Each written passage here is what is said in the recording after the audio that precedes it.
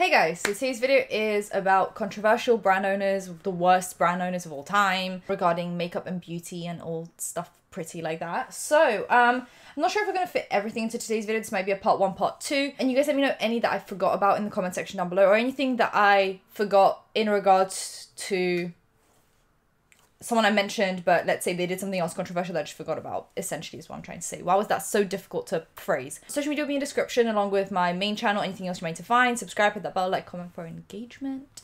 And let's get into it. So, first one I'd say is Too Faced. So the founder of Too Faced, Jared Blandino, and his sister are both extremely controversial people. Let's start with the Rich Lives Matter cake. So as you guys know, Black Lives Matter is a movement for just fighting for the lives of black people, mainly in America, but anywhere that applies, mainly to do with police violence, but just in general racism, violence, etc. It's a very important movement in the States mainly, but also in the UK and other places. Now, Jared decided to have a birthday cake that has a spin on this movement and organization, and it said Rich Lives Matter, which is very privileged, very just ignorant, sheltered.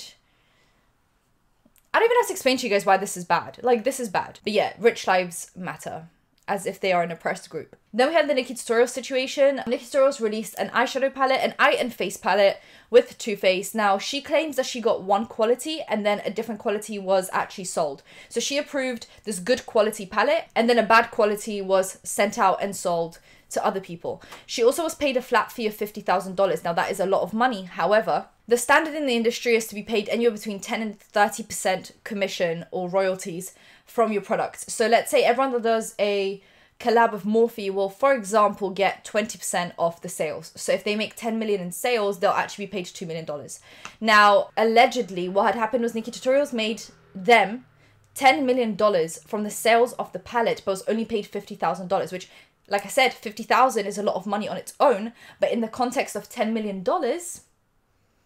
50,000 is a tiny percentage, and she should have been paid more. So we had the Rich Lives Matter, the Nikkietutorial situation, then Jared Blandino's sister, who's also on the, I believe she's on the board, like on the chairman. She's a very important person high up in the company, but not anymore. She was fired after this, which is a good thing. She actually, when Nikkietutorials had come out as transgender, did a coming out video essentially, Jared's sister was slating her as a liar on the internet for not coming out sooner and deceiving people.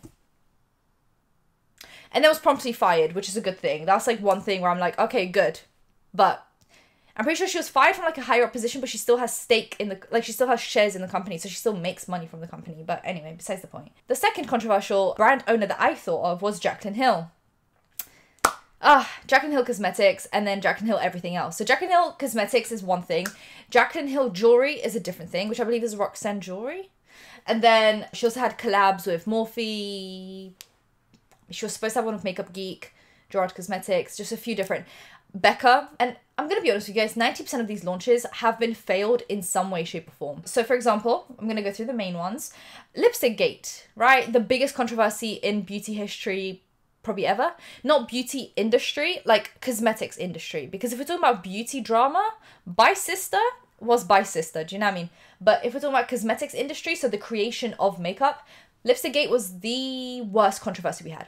Essentially what happened, if you guys were living under a rock for the last few years, Jaclyn Hill released bullet lipsticks that had metal shards, glass shards, plastic shards, mold, hairs, holes, oil, anything you can imagine to not be on the lipstick was on that lipstick. And she sold them, then she refused refunds, then she gave out refunds. It was a whole thing. She actually disappeared off the internet and just left her customers in the dark. It was amazing. It was a great time. She then recalled the lipsticks and she's now allegedly re-releasing them. So we'll see how that goes. We had Morphe. So every collab of Morphe, there's some kind of a scandal except for the first palette. So then she had her eyeshadow palette Vault, which were 4 eyeshadow palettes that allegedly were just shades that didn't make the cut for the first palette.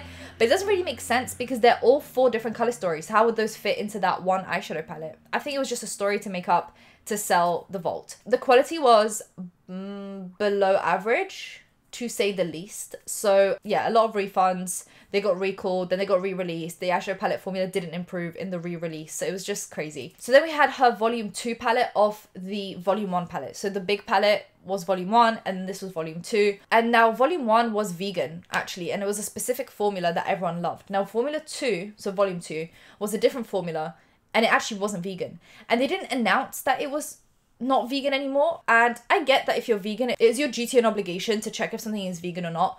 But Jack and Hill in her launch video for the Volume 2 palette said that it is the same formula that you guys loved in the first palette. So when you're saying that and the first formula was vegan, people are not going to check if the formula changed. And I believe Jen Loves Reviews is the one that actually ended up showing how different the formula is from Volume 1 to Volume 2. And then people exposed it, and then it ended up not being vegan because it had carmine in it. Not great. Do you know what I mean? Not great. And then we had her jewelry line, which she said was important to her because she had tried it for 2 years. Her whole family tried it. Everyone loved it. And it wasn't supposed to make your skin go green. And then what did it do? It made people's skin go green. It also broke. Immediately it came broken. It was flimsy, bad quality. Customer service just didn't respond. And then she disappeared off the internet to take a mental health break. Which, yes, everyone deserves a mental health break. But your customer service team needs to be on point if you want to take a mental health break, because your customers spent their hard-earned money for you to then disappear and not answer their requests.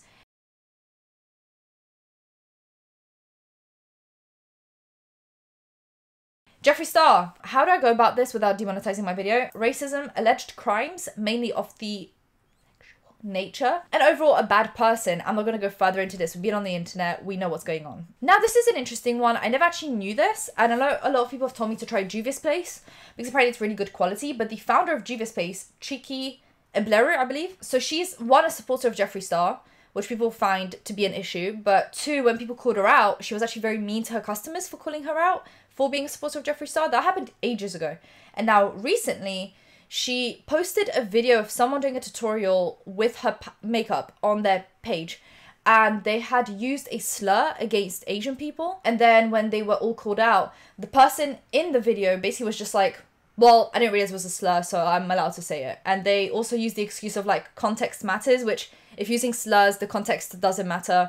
And then, yeah, there was just a bunch of like backpedaling and pandering, and it just wasn't a great look. And I believe racism against Asian people tends to be overlooked, and yeah, it was just not a great look for Chiki to, one, support Jeffree Star, and then a few years later use the video of someone using a slur towards Asian people. It was a very weird video. She was basically trying to do the Fox Eye trend, and then she used a slur against Asian people. It's just not a great look. Kat Von D, anti-vax and anti-Semitic stuff. So anti-Semitism, she claimed that she's not anti-Semitic. Her boyfriend or her partner had a tattoo that looked like it was to do with Nazis. I'm not allowed to say a lot of things in my videos, I'm gonna be honest with you guys. And then she's also anti-vax, anti-mask, anti-everything.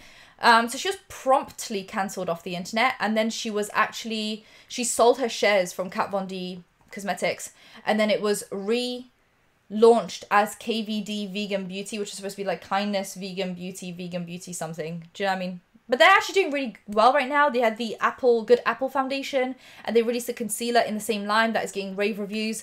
So I think they're doing really well right now without Kat Von D tarnishing their reputation. Then we have, I'm actually flying through these. I'm going to get through all of these. You guys let me know if I'm missing anything or if there are any controversies from these people that I have missed.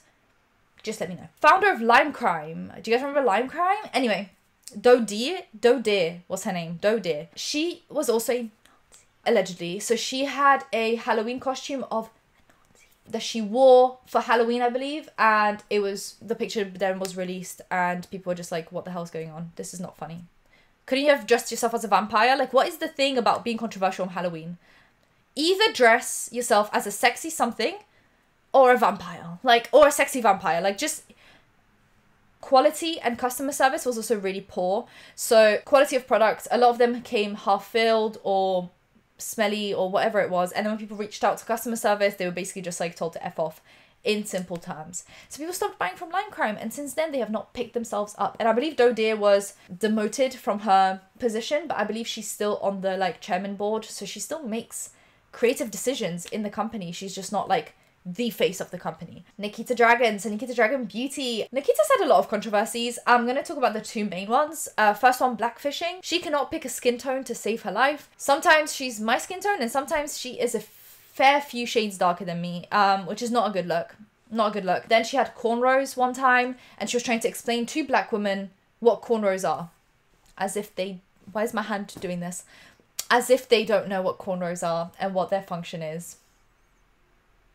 that was an interesting day on the internet. So yeah, blackfishing, cornrows, cultural appropriation just in general. And then we had the pandemic, which showed us the true Nikkietutorial when she walked around with this like visor mask, like this, in front of paparazzi, attended parties, apparently encouraged people to go out to parties when they tested positive. There was a lot going on. So I'm not supporting Nikkietutorial in her makeup endeavors. Founder of Naturium, which is a skincare brand, owned by Susan Yara, who is a skincare YouTuber. I actually watched her like reacting to people's skincare routines and I really loved her videos. But then she released her skincare line, Naturium, and she, at first, didn't disclose that she created the brand while reviewing the brand and comparing it to other brands, which is actually an FTC guidelines violation, because if you're affiliated with any brand or making some kind of money from a brand, whether that's through brand deals or affiliate codes, or if you're the owner of the brand, you're supposed to disclose that, because if you're promoting a brand that you have financial stake in, obviously you're going to talk about it in a favorable way. So she didn't disclose it, which is a huge FTC guideline violation.